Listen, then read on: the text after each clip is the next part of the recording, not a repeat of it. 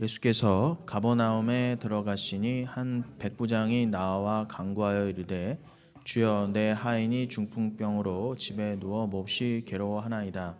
이르되 내가 가서 고쳐 주리라. 백부장이 대답하여 이르되 주여 내 집에 들어오심을 나는 감당하지 못하겠사오니 나는 한 말씀으로만 하옵소서. 그러면 내 하인이 낫게 싸움나이다. 아멘. 네, 우리가 지난 시간 이 마태복음 8장과 또 히브리서 13장 등을 통해서 우리가 왜 진짜 문둥병자인가, 우리가 육신적인 문둥병자가 가리키는 바 왜 우리가 진짜 나병 환자인가를 살펴봤습니다. 그리고 진짜 죽을 병에 걸린, 영원히 지옥 갈 수밖에 없는 진짜 저주의 죽을 병에 걸린 우리를 위해서 예수님께서 행하신 일이 무엇인지도 살펴보았습니다. 그것을 한마디로 하면 우리 대신 문둥병자가 되시어서 영문 밖으로 나아가셔서 십자가에 달리심으로 우리의 불가능함으로 우리가 이룰 수 없는 구원을 이루셨어요. 그것을 깨닫게 해주시기 위한 하나의 예와 설명을 연출하시는 그 장치로서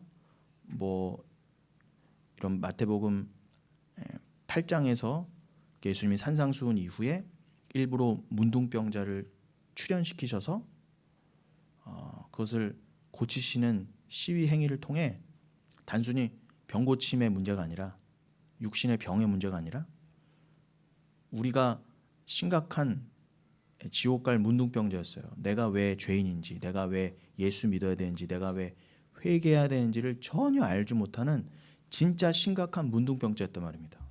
누구는 육신의 문둥병을 갖고도 천국 가는 자가 있는데, 누구는 겉이 깨끗함에도 지옥 가는 자가 있어요. 그 지옥 갈 자를 향해서 주님이 내가 너의 그 구원, 말도 안 되는 구원, 문둥병자는 스스로 내 이 아픔을 모르는 것처럼 내가 왜 예수가 필요한지 전혀 모르는 자, 그 영적으로 완벽한 불가능한 자를 상징하잖아요. 문둥병자는요. 예수님이 이 땅에 우리를 위해 오셨다는 것은 우리처럼 문둥병자가 되셔서, 우리와 동일한 문둥병자가 되셔, 저주가 되셔서 십자가에 달리셨다예요. 그래서 레위기 13장 말씀을 들어서도 어떻게 해요? 그래서 제사장이 이 사람이 문둥병이 나았는지 어쩌는지 보려면 어떻게 해요? 영 밖으로, 영문 밖이라는 것은, 영은 여러분 진영할 때 그 영입니다. 군영할 때 있잖아요. 이스라엘은 하나님의 군사였잖아요. 그런 것처럼 진영을 갖추어서 군영을 이루어서 있었잖아요. 그 영 밖에 나가서 이 병이 나았는지 감찰했어요. 그러니까 문둥병자는 절대로 영 안으로, 진영 안으로 못 들어왔습니다. 그 진영은 뭐예요? 이스라엘이잖아요. 하나님의 나라를 상징합니다. 그러니까 문둥병자는 하나님의 나라에 못 들어왔던 건 뭐예요?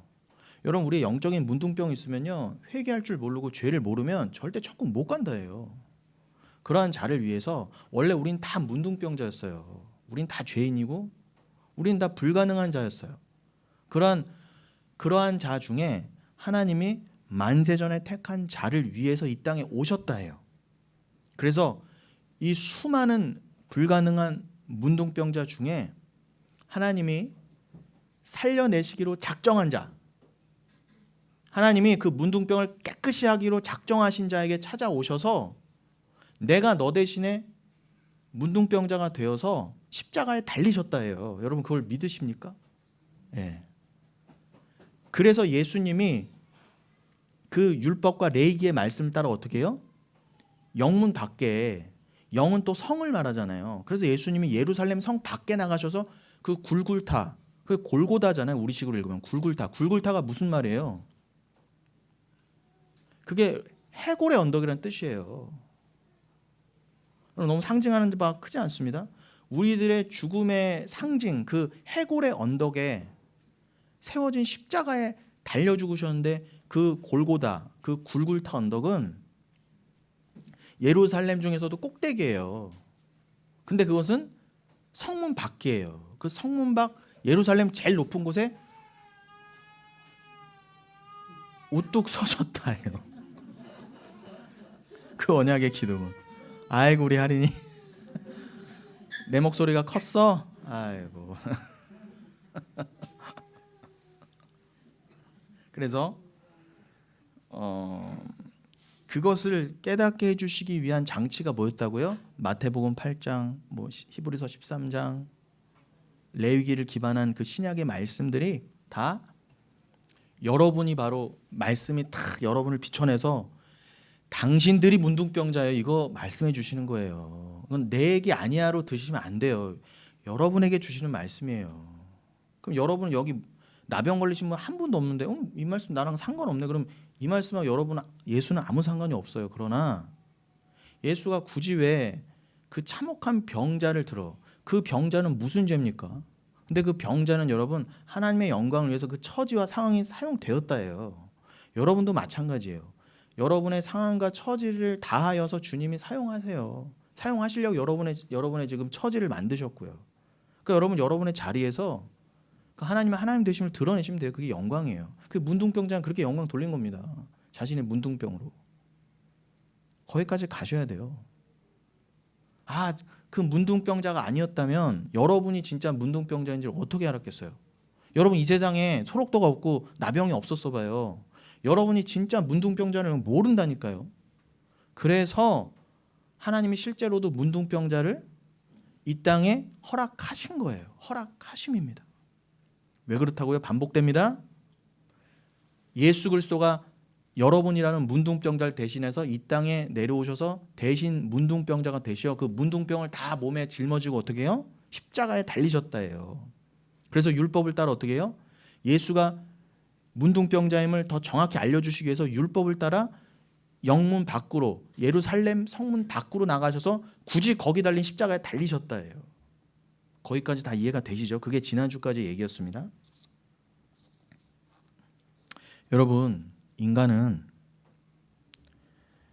자기를 위해 상대방을 이용하게 돼 있어요. 그것도 악랄하게. 내가 이렇게 악랄할 줄 몰랐네. 아니요. 본능적으로요. 누가 안 가르쳐줘도 인간은요. 상황과 처지가 허락되면은 또 누가 안 본다. 내지는 내 유익과 내 이익과 나의 생명이 걸려 있어요. 나의 밥줄이 걸려 있어요. 그러면요. 내가 생각지도 못한 모습으로 남을 배반하고 이용하게 돼 있습니다. 예수님까지도 뒤통수 쳤는데 우리가요.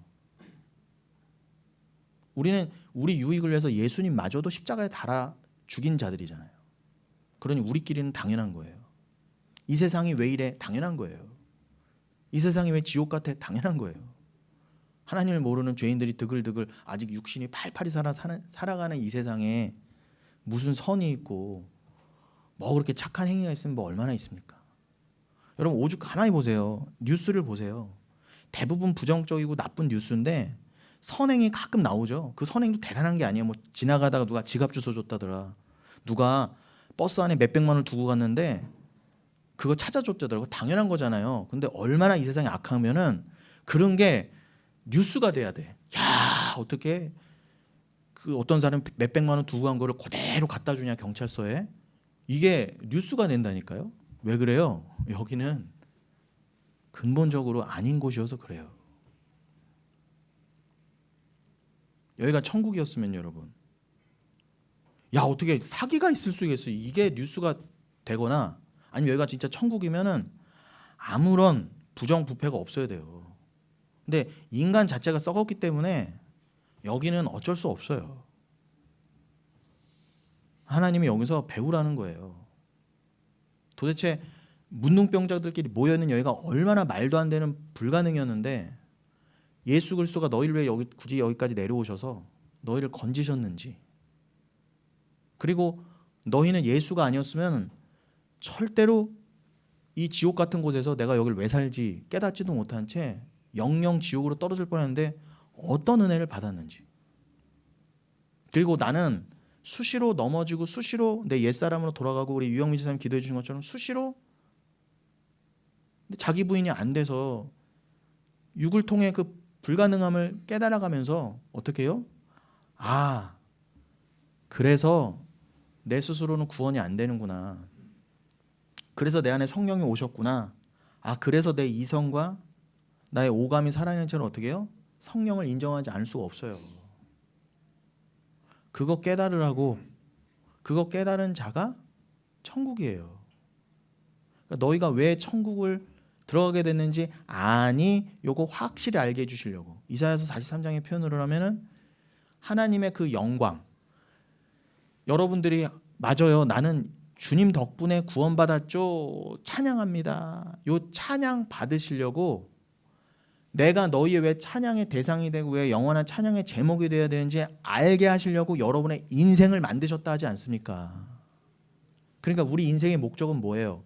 이 땅에 와서 아무리 돈 많이 벌고 서울대 가도 그 목적 모르면, 하나님이 인생을 정하신 목적을 모르면, 전도서 3장 18절 표현하면 내가 왜 짐승인 줄을 모르면, 내가 왜 은혜를 받아야 되는 줄을 모르면 꽝이다. 그냥 하나님의 엑스트라로 쓰이다가 육이 된 채로 지옥 가게 돼 있다요.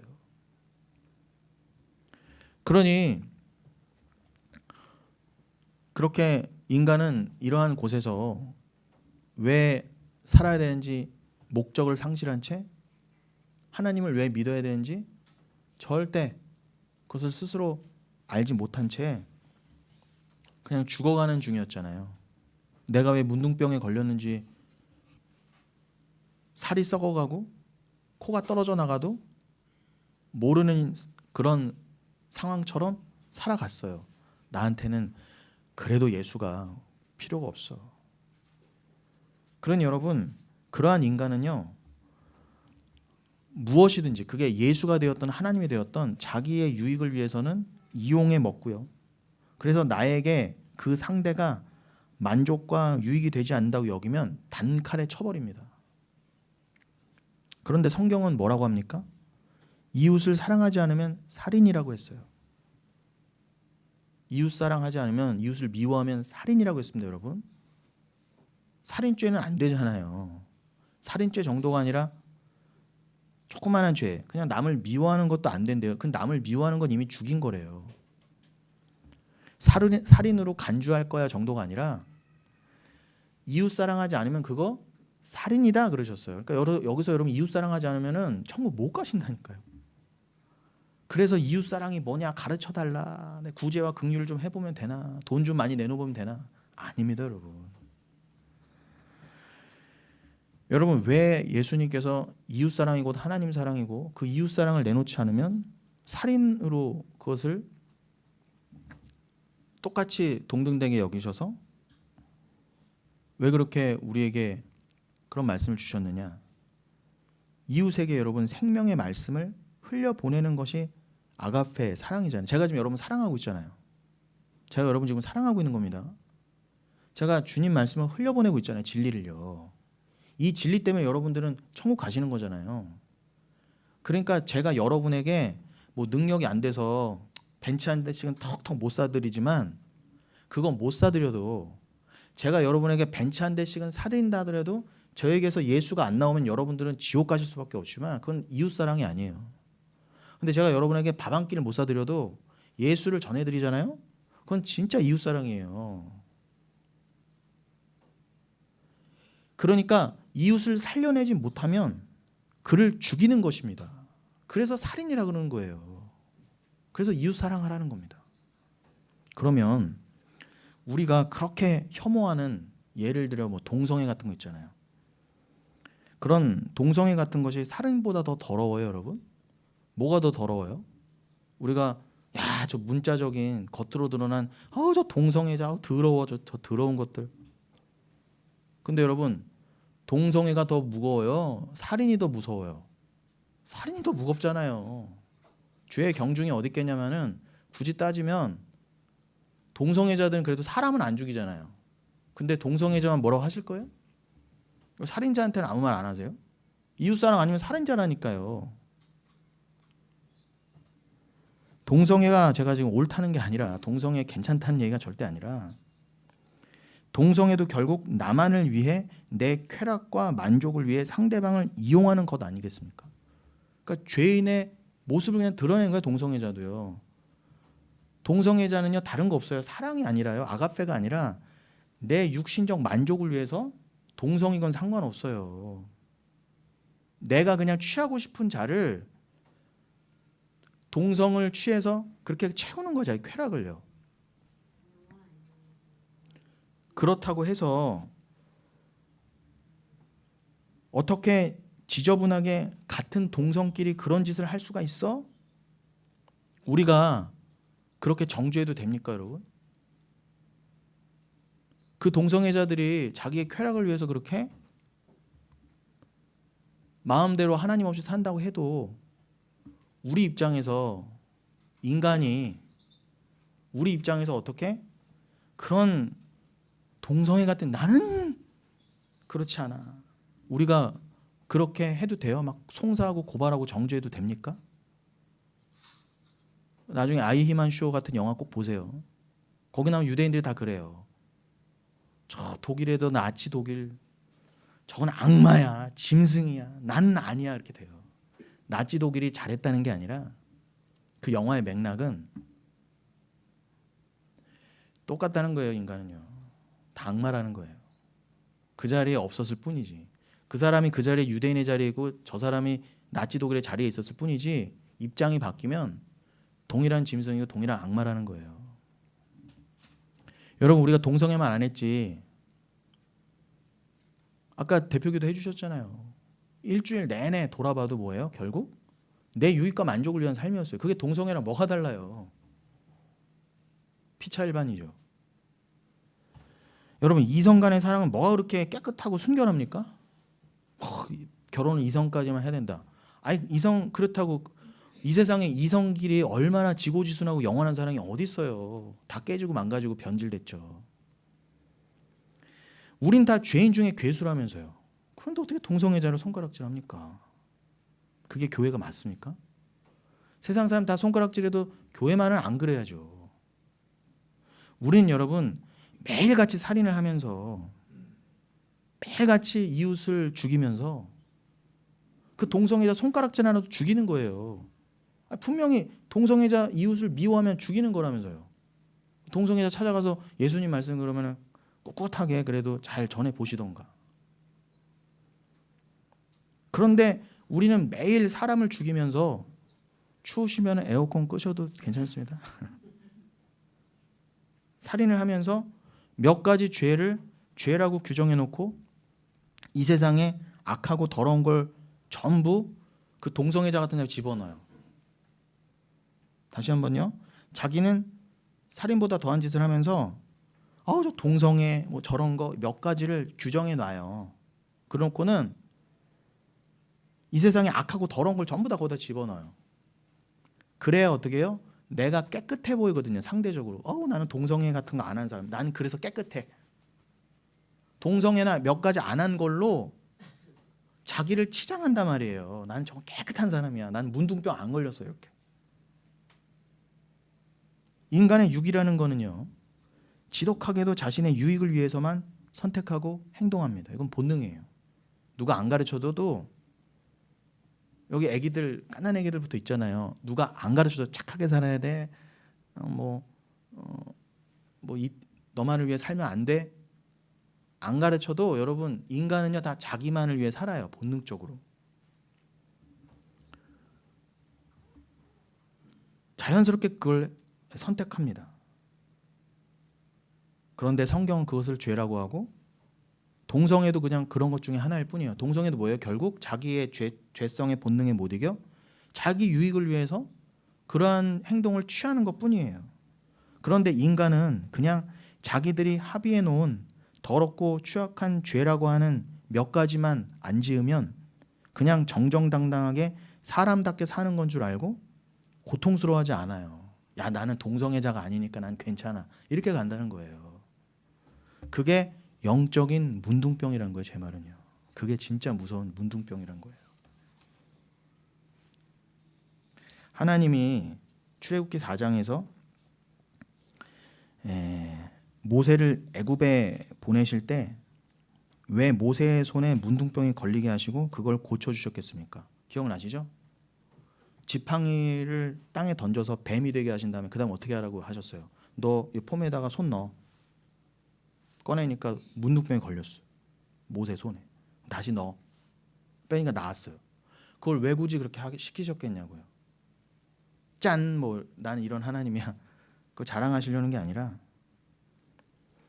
그렇게 해서 하나님의 백성을 건져내시는 구원은 마치 영적 나병을 고치시는 것과 같다는 것을 시위하여 설명해 주신 거예요. 네가 지금 내가 보내서 내 백성에게 가잖아. 그들이 지금 문둥병이야. 내가 그 문둥병을 고치러 널 보내는 거야. 그리고 모세는 예수를 상징한다면서요. 그럼 모세가 상징한 예수가 우리에게 오신 건 뭐예요? 우리라고 하는 문둥병을 고치러 오신 거예요. 이 땅에, 이 애국 같은 땅에요. 이해되시죠? 왜 굳이 거기에 모세 손이 문둥병이 됐다가 나았는지. 우리가 그 상태야. 내 백성이 다 지금 그 상태야. 에스겔서 37장으로 하면 다 지금 마른 뼈다구처럼 드러누워 있다. 내가 너를 보낼게. 이 지옥 같은 애국 같은 이 세상에 모세를 보낸다, 말씀을 보낸다, 예수를 보낸다예요. 모세 율법을 보내는 게 곧 예수 말씀을 보내는 거니까요. 백성이 애국 같은 이 지옥 같은 세상에 살면서 자기가 문둥병에 걸린 줄도 모르고 이게 고통인 줄 모르니까 예수님이 오셔서 고쳐내시겠다는 의미였던 것입니다. 여러분, 나병이 뭐예요? 나병. 지난주에도 살짝 말씀드린 것처럼 문둥병은 제가 지금 왜 계속 나병 얘기를 하느냐. 마태복음 8장 초반에 나병이 나왔었잖아요. 그러고 나서 백부장의 하인 지금 오늘 본문 그 중풍병으로 자연스럽게 넘어가려고 하는데 나병 얘기가 나온 김에 조금 더 자세하게 해드리는 거예요. 나병이 뭐예요, 여러분? 통각이 없어지는 거예요. 통점이 사라지는 겁니다. 뭐 이렇게 뼈를 힘줘서 꺾으면 이게 아파 해갖고 어느 순간 멈춰야 되는데 안 아프니까 뭐가 걸려도 계속 나가는 거예요. 그럼 두두둑 부러지는 거죠. 그런데도 헤헤 좋다는 게 문둥병이에요. 그런데 하나님의 은혜로 하나님이 은혜로서 그 문둥병을 고치셨어요. 그 마태복음 8장에서 문둥병자를 고치신 것은 우리라고 하는 진짜 죄인의 진짜 문둥병, 그 영적 한센병을 고치셨다는 뜻입니다. 그러면 여러분, 내가 문둥병에서 나았어요. 내가 나병에서 나았다고 그러면 첫 번째 회복되는 게 뭐예요? 감지되는 게 뭡니까? 아파 이거잖아요. 아유 아프다. 고통이요 아픔입니다. 고난이란 말이에요. 여러분이 구원받은 백성이면 아시면 고난을 느끼실 수 있어야 돼요. 당연히 아파야 할 그 자리를 아파하지 않고 내가 죄인 중에 괴수조하고 아파하지 않고 내가 은혜 받아야 되죠. 맞아요. 내가 그 피를 반드시 받았어야만 자예요를 애통해하고 회개하지 않고 그저 몇 명의 죄인을 향해서 손가락질하느라고 아우 저 동성애자, 아우 저 문둥병자 이렇게 손가락질하느라고 자신에게 어떤 고통이 있는지를 모르는 그들에게 정작 아픈 거는 나였구나를 깨닫게 해주시는 거예요, 주님이요. 그렇다면 그렇게 자기를 죽이고 싶을 정도로 미워하며 사람들이 죄라고 하는 것을 짓고 살아가는 그가 그죠? 하나님 앞에 더 성숙한 자입니까? 아니면 아무것도 모르면서 나는 깨끗해라고 오만과 교만과 자만 가운데 사는 자가 깨끗한 자입니까? 하나님 앞에서는 전자라는 거예요. 그러니까 함부로 다른 이들의 나타난 현상으로 아우 저 사람은 얼마나 죄졌으면 문둥병에 걸렸대 그래. 아유 저 인간은 저 얼마나 죄졌으면 저 자녀가 동성애자래. 이렇게 드러난 현상으로 다른 사람들을 정죄하지 마십시오. 여러분만큼은. 성경이 말하는 건 그거예요. 여러분 도대체 무엇으로 우리 자신과 그죠? 예수님이 결국 하시는 말씀은 도대체 무엇을 근거로 너희 자신과 너희 이웃을 그렇게 정죄하고 고발하고 송사할 수 있느냐? 그건 말도 안 된다 그러세요. 하나님이 분명히 괜찮다고 하셨는데 내가 사랑하는 자야. 내가 구원할 자야. 문둥병자였지만 동성애자였지만 내가 구원한 자야라고 하셨다면 감히 누가 그 앞에서 정죄하고 고발하고 송사할 수 있겠냐 말이에요. 그게 로마서 8장 말씀이에요. 그것은 송사할 거리가 안 돼요. 하나님은 왜 우리 인간에게 동성애나 나병 같은 것을 굳이 놔두셔서 모형으로 던져주셨을까요? 초반에도 말씀드렸지만 나병 같은 게 있어야 우리가 진짜 나병임을 아는 것처럼 하나님은 그런 목적을 위해서 굳이 동성애나 나병 같은 이 현상을 이 땅에 허락하셨다고요. 모형으로 던져주신 거예요. 분명히 이사야서 45장 7절에서 뭐라고 하세요? 나는 어둠도 짓고 빛도 짓고 기쁨도 짓고 환난도 짓고 다 지었다 그러시잖아요. 여러분, 어둠과 이런 우리가 아우 저 동성애, 아우 저 문둥병 이렇게 우리가 어둠이라고 여기는 것, 죄악이라고 여기는 것조차 하나님이 만드셨다 하지 않습니까? 하나님이 합력하여 선을 이루시려고 이 땅에서는 드러낼 걸 드러내시려고 그런 연약함들 두셨다는 거예요. 여러분이 때때로 힘드시고 아프시고 때때로 말도 안 되는 고통 가운데 계시는 것도 다 하나님이 그렇게 만드시고 허락하셨다예요. 여기까지 가셔야 돼요. 그 상황 가운데서 하나님의 뜻을 드러내는 도구로 영광을 돌리시란 말이에요. 하나님이 왜 우리에게 그걸 주셨는지를 알면, 왜 문둥병이나 동성애자 같은 것도 우리 주변에 두셨는지를 알면 그 동성애나 나병 등의 현상은 우리에게 이제 아무 의미가 없어지는 거예요. 거기에 이제 더 이상 선악의 가치 판단을 안 둬요. 내가 하나님이 돼서 저 동성애자 나쁜, 저 문둥병자 나쁜, 이렇게 가치 판단을 안 하게 된다니까요. 정죄를 내려놓고 어떻게 해요? 아니 내가 문둥병자인데, 내가 동성애자보다 더한 쾌락과 유익을 쫓고 내가 살인자였는데 이렇게 돼버리면 어디 가치 판단을 함부로 합니까? 그냥 주님의 손가락만 보는 거예요. 나를 천국 보내시는 주님의 그 은혜와 나를 향한 그 은혜의 선택만을 감사하고 소중히 여기게 돼 있지, 남이 이럴 수 없단 말이에요. 누가 감히 그러냐 그 말씀이에요.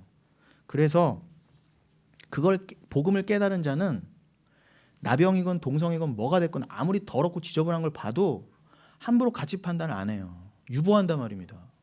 합력하여 선을 생각하게 돼요.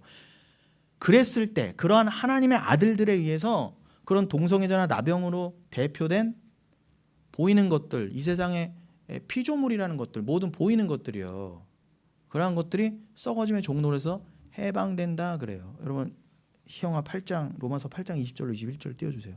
이게 그 말씀이에요. 로마서 8장 20절로 21절.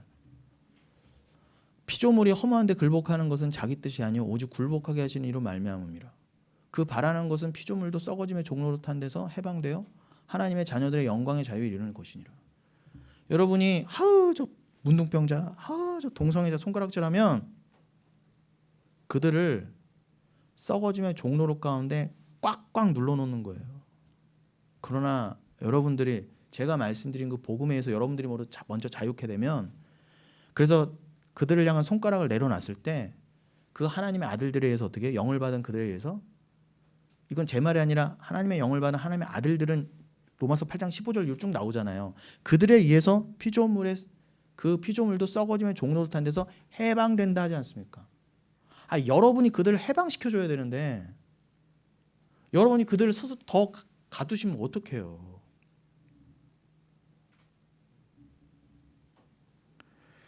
그러면서 로마서 8장 33절로 34절 열어주세요. 누가 능히 하나님께서 택하신 자들을 고발하리요?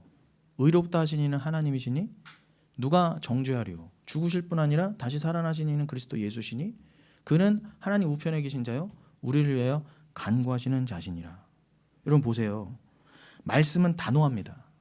말씀은 이 부분에 대해서 아주 단호하게 뭐라고 하시냐면은 너희를 의롭다 하신 이는 하나님이야 그러세요. 하나님이 누군가를 너는 내 사랑하는 자야, 내 아들이야, 넌 구원받을 자라고 이렇게 의롭게 여겨주시면, 로기조마에 여겨주시면 그 여겨주심을 하는 분은 하나님이신데 누가 감히 그 앞에서 딴 말 하겠느냐는 거예요. 감히.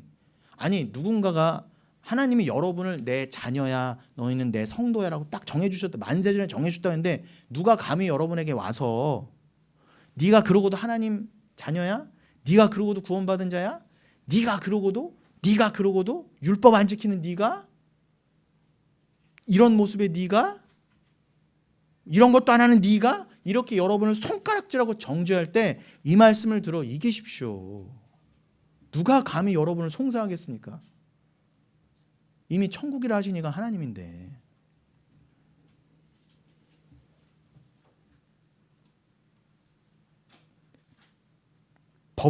이 땅에 법을 설명하고 도덕을 논하는 인간들이 설정하고 상정해 놓은 의의 기준에 맞춰서 의인이 되고 죄인이 되는 게 아니라는 거예요. 세상은요, 때로는 여러분을 문둥병자 취급하고 때로는 여러분을 동성애자 취급하면서 손가락질 할 수 있어요. 세상의 기준에 따라서 네가 그러고도 믿는 자야? 수시로 넘어지는 여러분을 보고 수시로 교회 안에서도 서로 연약한 그 모습을 보고 그러고도 당신이 기독교인이야? 이렇게 정죄가 난무할 때 세상의 정죄는 당연해요. 세상이 정해놓은 또 법과 나름의 윤리 규범이 있거든요. 그런데 그거에 맞춰서 여러분들이 의인이 되고 죄인이 되고 또 죄인이 되었다가 의인 되었다가 의인 되었다가 죄인 되었다가 그런 바뀌는 게 아니라 지난주 수요일에 에베소서 1장도 쭉 보고 그랬지만 분명히 말씀하시잖아요. 만세전에 택정하여 예정하신 거예요. 여러분의 의인됨은 구원받음은요. 믿으시기 바랍니다. 그렇게 해서 로마서 8장으로 연결되는 거예요. 누가 감히 그 앞에서 그 세상적인 기준을 가지고 너희를 의롭다 하신 이는 하나님이신데 무엇으로 너희를 정죄할 거야 라고 하시는 말씀이에요. 하나님이 불가항력적인 은혜로 그 사랑을 부어주신 게 구원이지 않습니까?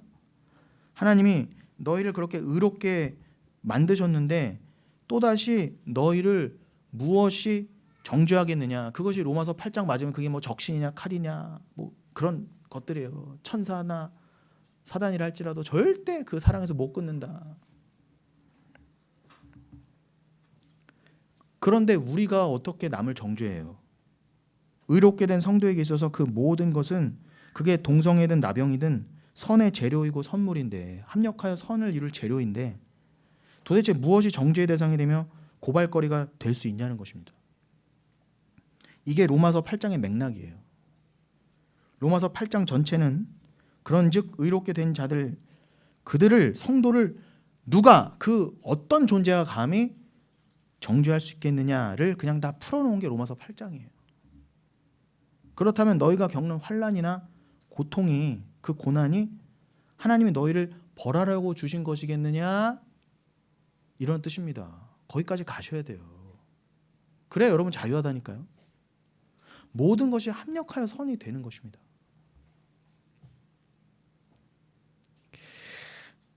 성도의 육이 십자가에서 죽었고 그리스도 영 안에서 부활했다는 것이 성경에 괜히 쓰여있는 게 아니야. 이게 로마서 8장 34절이었잖아요. 이게 괜히 성경에 기록되는 게 아니에요. 그냥 밍숭맹숭 읽고 넘어가지 마세요.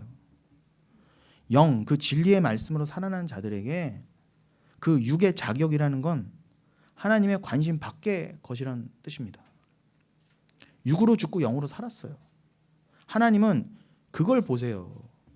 여러분의 육의 잘남을 보시는 게 아니라 육으로 죽고 영으로 산 거를 보신다니까요. 그것만, 그 조건만.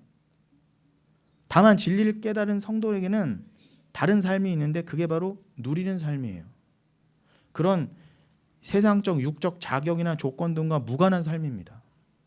여러분 초월하셔야 자유하잖아요. 그 삶을 누리시라는 거예요. 여러분이 언제 부자유하고 언제 또 고통스러워서 이 땅에서도 남의 판단, 아우 난 그래도 이쯤에서 얼마 정도를 갖고 이렇게 떵떵거리고 살아야 되는데 아우 쪽팔려, 나는 왜 이렇게 재수 없는 거야. 이 모든 거에 묶여 있는 세상 판단과 세상 정죄에 묶여 있잖아요. 아우 나는 왜 이렇게 살아야 돼. 초월하셔야 돼요. 저기가 초월이잖아요. 저기 모르면 초월이 안 된다니까요. 말씀을 모르면 여러분을 묶고 있는 이 세상에서 절대 자유하실 수 없어요.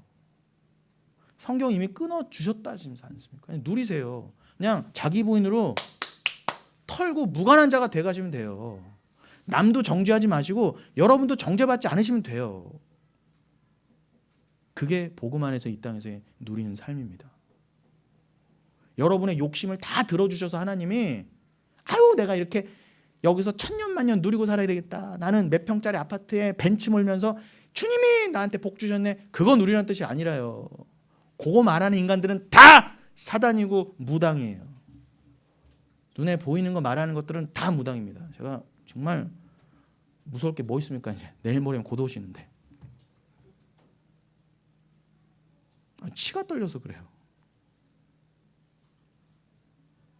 세상과 성도의 차별된 삶은요, 세상도 충분히 분별해낼 수 있는, 그들도 흉내낼 수 있는 그런 종류의 차별된 삶이 아니라 묶여 있었던 그 세상과 법이라고 하는 사슬에서 벗어나, 율법이라는 사슬에서 벗어나 자유와 진정한 그 자유로 인한 성숙인 것입니다. 심지어 너희가 성도라면 너희가 하나님이신 예수 그리스도를 죽인 것조차도 그분이 너희를 정죄할 거리가 아니다라고 엄청난 말씀하세요. 여러분 이거 지금 살 떨리세요? 이게 진짜 엄청난 말씀인데 다시 한번요. 이게 좀 전에 읽었던 이 로마서 8장 34절의 얘기거든요. 자, 다시 한번 읽어보겠습니다. 누가 정죄하리요? 죽으실 뿐 아니라 다시 살아나신 이는 그리스도 예수시니 그는 하나님 우편에 계신 자요 우리를 위하여 간구하시는 자신이라 이렇게 돼 있는데, 여러분 이 말씀을 잘 풀어드리면은 예수님이 살아나셔서 하나님 우편에서 계속 너희의 이 땅에서의 소원을 함께 빌고 계시니까 걱정하지 마, 그런 뜻이 아니에요. 이거 다 어떻게 오해해요? 지금도 예수님은 하나님 우편에서 내 소원을 위해서 지금 함께 간구해줘. 내가 기도하고 내가 밤새 철야해서 금식 기도하면 반드시 내 소원 들어주실 거야. 그걸 위해서 예수님이 지금 하나님 우편에서 간구하고 계셔. 이따위 뜻이 아니에요. 우리 다 그렇게 오해해 왔잖아요. 그렇게 해서 우리는 어떻게 해서든지 하나님마저도 나를 위해서 섬겨주는 자로 격화시켜요. 내가 주인이 된다니까요. 하나님도 날 위에 있는 존재래요. 아니라고 누누이 아까 이사야서까지도 들어 말씀드렸잖아요. 요게 안 되는 거예요. 죄인은요. 하나님을 위한 내가 아니라 나를 위한 하나님, 요게 안 바뀌어요. 절대. 요게 인본주의와 신본주의입니다. 요게 한 끗 차이인데요. 요 한 끗 차이로 천국과 지옥이 갈리는 거예요. 어마무시한 말씀입니다. 여러분 이 구절은요, 누가 정죄를 하겠느냐로 시작하죠. 그리고 너희가 죽인 그리스도 예수가 이렇게 묻는 거예요. 지금요, 너희들이 표면적 동성애자와 표면적 나병 환자 그들을 보면서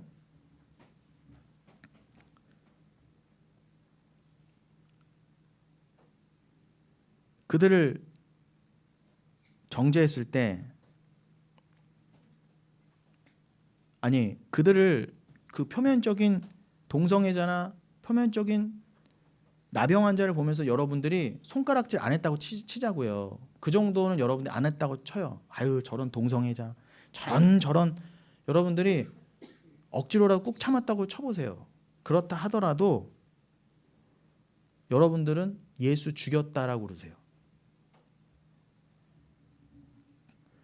그런데 그럼에도 불구하고 그분은 여러분을 정죄하지 않으신다는 거예요. 엄청난 말씀이에요. 너희가 진짜 만세전에 택함받은 성도라면 너희가 내 아들 예수를 분명히 죽였지만 그것조차도 하나님은 너희에게 책잡지 않으시겠다, 그 뜻이에요. 이거 어마어마한 거예요, 여러분. 내가 예수를 죽인 철천지 죄인이요, 어떤 동성애자보다 어떤 나병환자보다 가장 악랄한 살인자였던 내가, 살인자 중에 살인자였던, 죄인 중에 괴수였던 내가 하나님께 정죄받지 않는데요. 네가 예수 죽였네? 이런 나쁜, 감히 내 아들을 욕보여?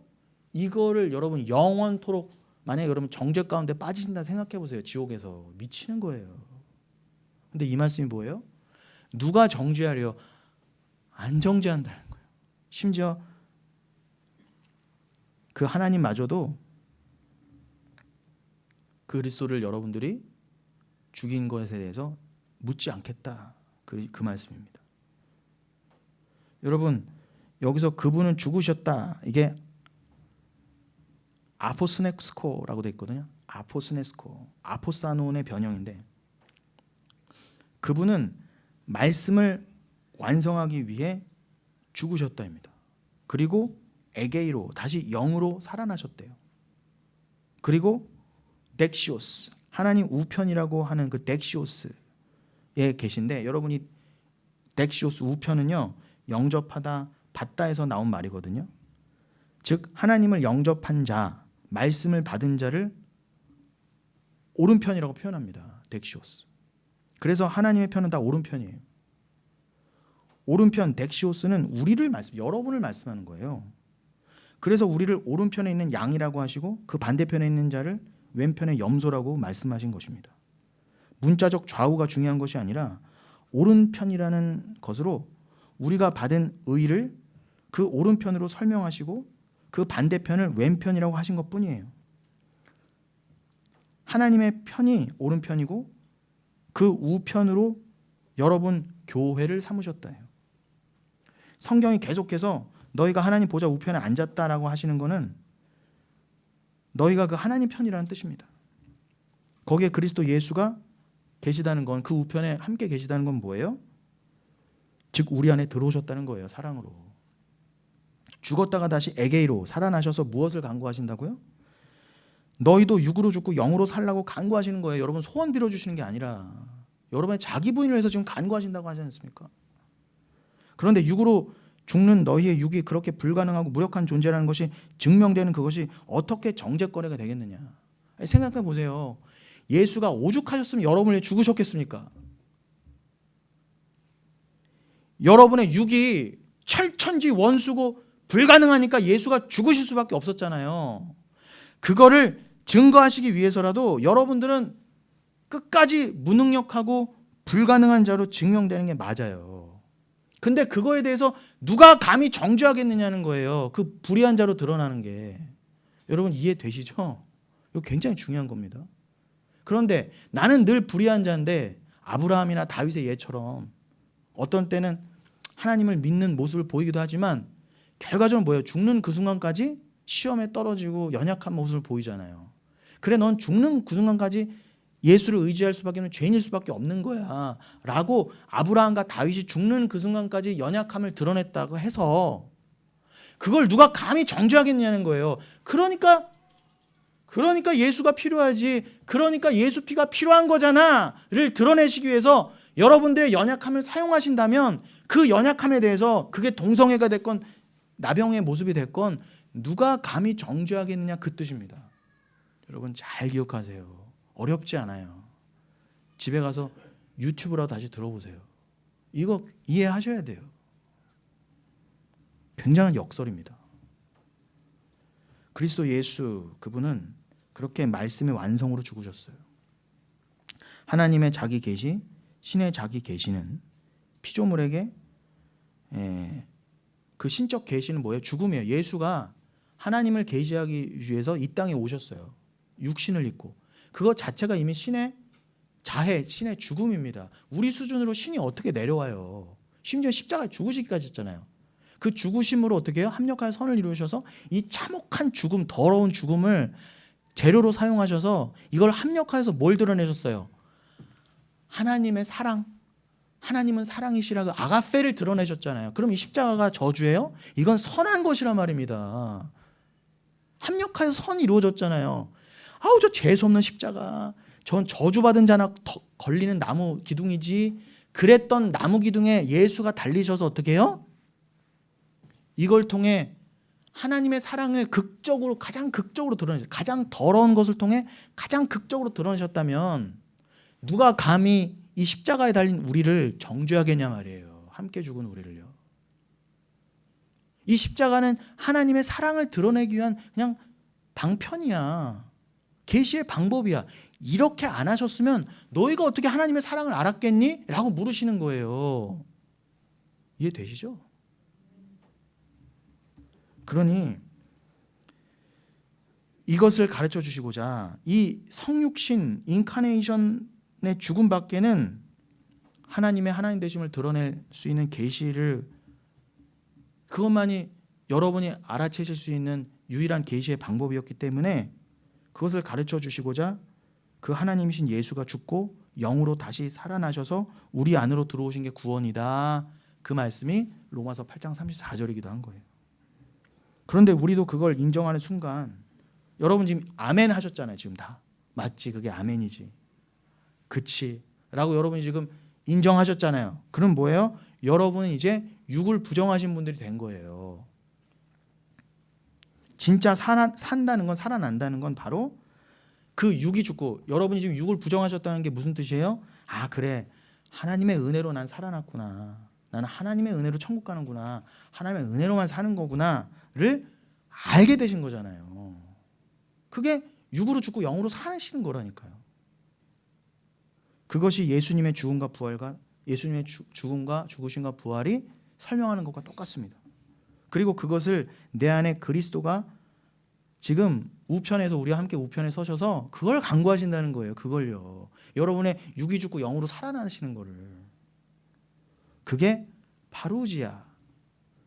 요즘 제가 종말과 휴거를 설명해서 계속 강조했던 단어죠. 파루지아. 우리들에게 강림하셨다. 우리 안에 이미 영으로, 성령으로 재림하셨다의 뜻이기도 한 것입니다. 그래서 그렇게 육이 부정되어 죽는데 그게 왜 고발거리고 정죄거리고 송사거리냐 말이에요. 그냥 그것으로 여러분에게 드러난 그 현상으로, 삶의 모습으로, 죄의 모습으로 여러분의 육이 장렬하게 죽으면 되는 것입니다. 그런데 그 자기 부인이 싫으니까 그 육을 어떻게 해서든지 개발해서 하나님 앞에 그분이 기뻐하시는 존재가 되고 싶으니까 그게 정죄거리가 되는 거예요. 나는 저들하고 달라. 나는 하나님 앞에 내가 스스로 의롭다 해서 하나님 앞에 설 수 있어. 할 수 있다 하면 된다. 그렇게 인본주의를 강조하는 것입니다. 그게 하나님 앞에 진짜 정죄거리가 될 거예요. 그 죄로 지옥 가는 것입니다. 너는 왜 아직도 이 모양이야? 하나님도 육으로 죽고 그리스도의 영으로 살아나셔서 그 예수가 우리에게 들어와 우리의 남편이 되셨는데, 우리의 모든 것이 이미 되셨는데, 사랑이 되셨는데, 믿음이 되셨는데, 너희가 뭔데 그 육을 개발해서 하나님 앞에 스스로 가겠다고 노력해서, 이런 말이에요. 뭐 율법적 행위? 야, 가당치도 않다는 거예요. 그 말은 무슨 뜻입니까? 그러니까 너희 스스로도 고발, 송사, 정죄하고 남들도 그렇게 쉽게 정죄하고 고발하는 거 아니니? 저런 동성애자 이렇게 손가락질하는 거 아니니? 너희를 의롭게 하신 건 하나님이시지, 세상의 그런 시선과 판단 기준이 너희를 의롭게 한 게 아니잖아.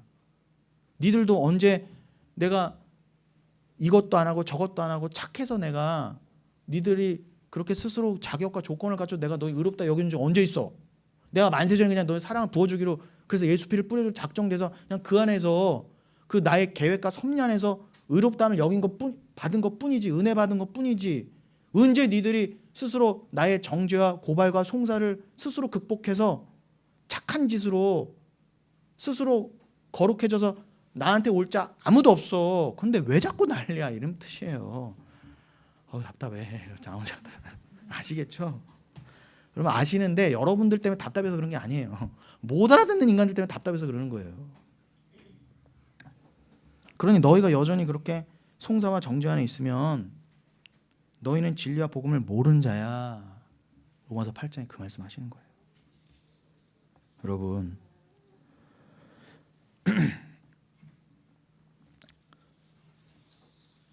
그래서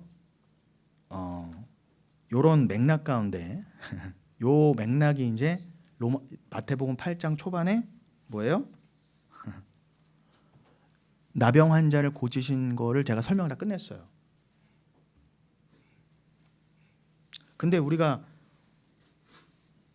왜 마태복음 8장을 시작했었죠? 한 집사님께서 마태복음 8장 질문이 있었는데, 이게 그 전에 해오던 우리가 나누었던 그 맥락 가운데 특별히, 그죠? 왜 내가 하나님을 만나게 되면 나는 죄인으로소이다. 하나님 나를 떠나소서. 나는 주를 감당하지 못하겠습니다. 라는 그 말씀을 나누면서 이제 맥이 닿기 때문에 마태복음 8장을 끌어당겨서 또 하던 중에 삽입시켜서 하던 중에 그 백부장의 하인을 고치는 그것과 필연적으로 연결되어 있는 나병 환자를 먼저 고치신 장면을 먼저 설명하고 오늘까지 설명한 다음에 그러면 이제 자연스럽게 순서가 어떻게 돼요? 마태복음 8장 5절이 되겠죠. 제가 한 5분 정도 시간 남았거든요. 그 5분 동안 마태복음 8장 5절 이하 설명하다가 시간 되면 마치고 다음 주에 이어서 하면서 우리 한 권사님께서 여쭤봐 주신 에베소서 5장도 연결해서 할 것입니다. 자, 여러분 마태복음 8장 5절 열어주세요.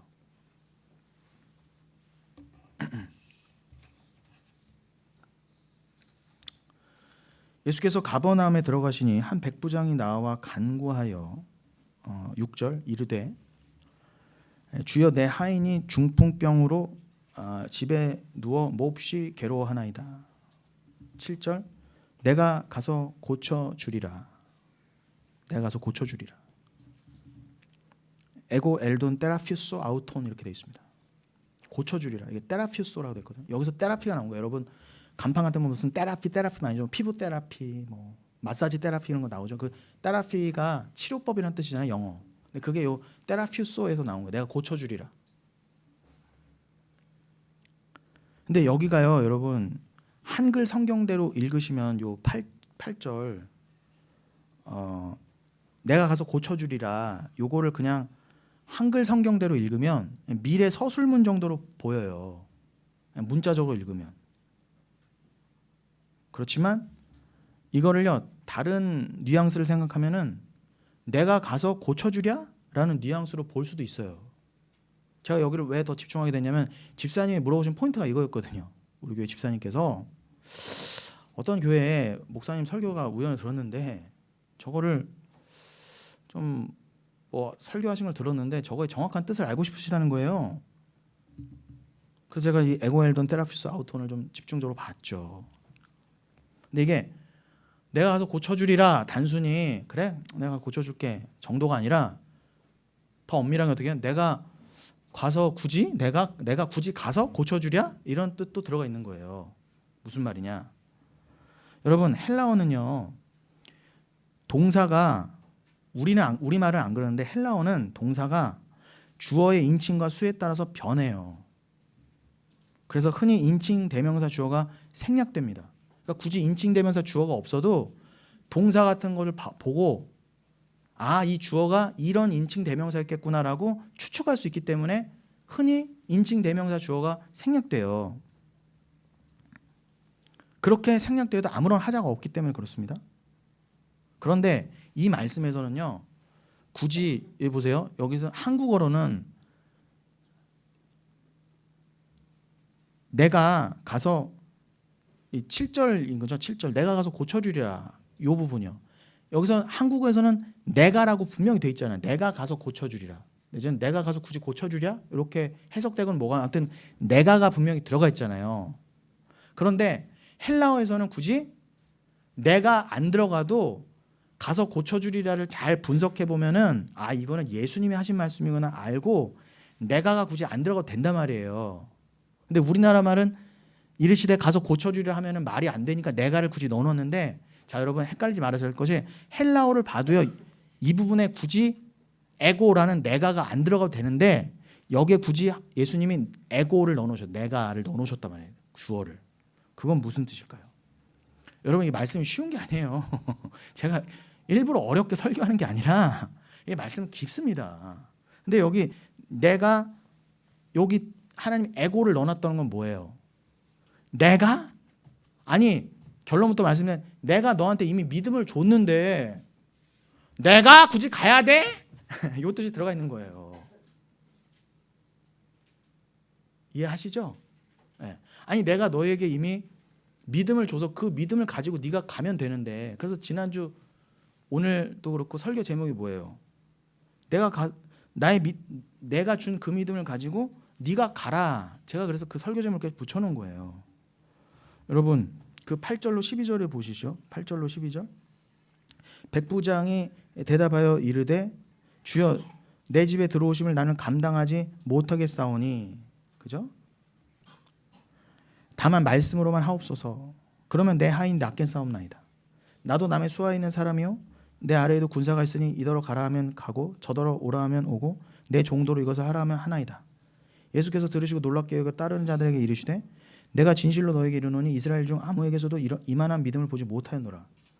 또 너희에게 이르노니 동서로부터 많은 사람이 이르러 아브라함과 이삭과 야곱과 함께 천국에 앉으려니와 그 나라의 본 자손들은 바깥 어두운 데 쫓겨나 거기서 울며 이를 갈게 되리라. 그러면서 13절에 뭐라고 하세요? 가라 네 믿음대로 될지어다. 13절 가라 내 믿음대로 될지어다.